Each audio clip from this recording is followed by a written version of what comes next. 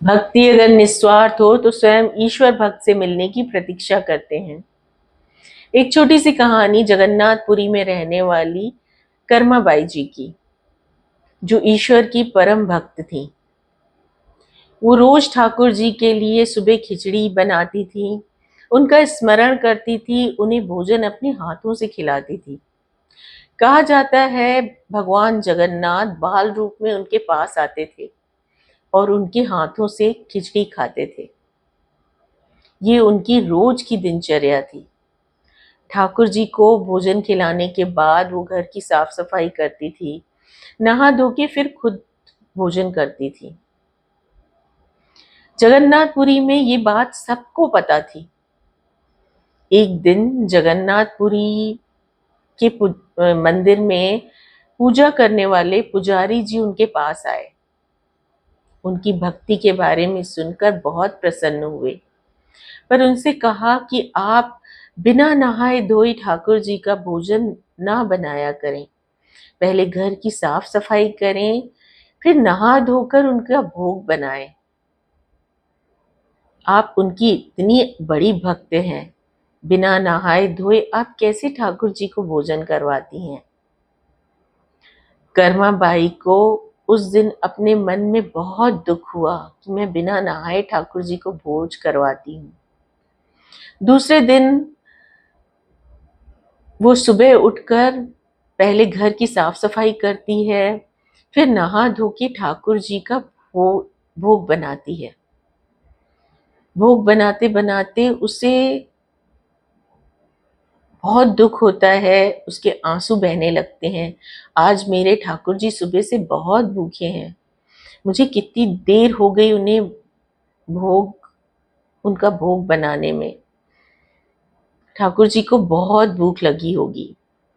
खिचड़ी बना के वो ठाकुर जी का स्मरण करती है और ठाकुर जी बाल रूप में उसके पास आते हैं और उनके हाथों से खिचड़ी खाते हैं। भोजन करते उन्हें इतनी देर हो जाती है कि मंदिर में दोपहर के भोजन की तैयारी हो जाती है। घंटियों की आवाजें आने लगती हैं। ठाकुर जी तभी भागकर मंदिर पहुंचते हैं।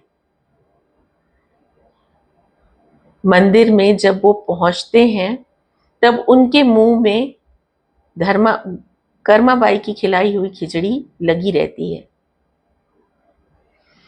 जब मंदिर के पुजारी भोग का प्रसाद उनके होठों तक ले जाते हैं तो उनके मुंह पर खिचड़ी लगी हुई देख आश्चर्यचकित रह जाते हैं। पुजारी जी को ये समझ में आ जाता है कि ये खिचड़ी कर्माबाई की खिलाई हुई है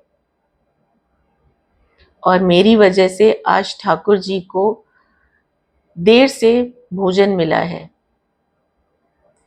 पुजारी जी को अपनी बातों पे बहुत शर्मिंदगी होती है। वो फिर से कर्माबाई के घर जाते हैं और उनसे माफी मांगते हैं। कर्माबाई से कहते हैं, जिस तरह आप रोज ठाकुर जी के लिए भोग बनाती थी, सुबह सुबह उठ के आप उसी तरह से उनका भोग बनाइए और उन्हें खिलाइए। मैं आप दोनों के बीच में नहीं आना चाहता हूँ।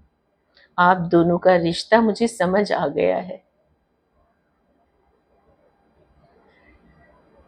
कर्माबाई ये सुनकर बहुत खुश हो जाती हैं और रोज की तरह सुबह उठकर पहले भोग बनाती हैं और अपने ठाकुर जी को भोग खिलाती हैं। तो जहाँ भक्ति निस्वार्थ होती है, जहाँ भक्ति में इतना प्रेम भरा होता है, वहाँ ईश्वर खींचे चले आते हैं। ईश्वर को निस्वार्थ प्रेम चाहिए, बाहरी आडंबर और दिखावे नहीं।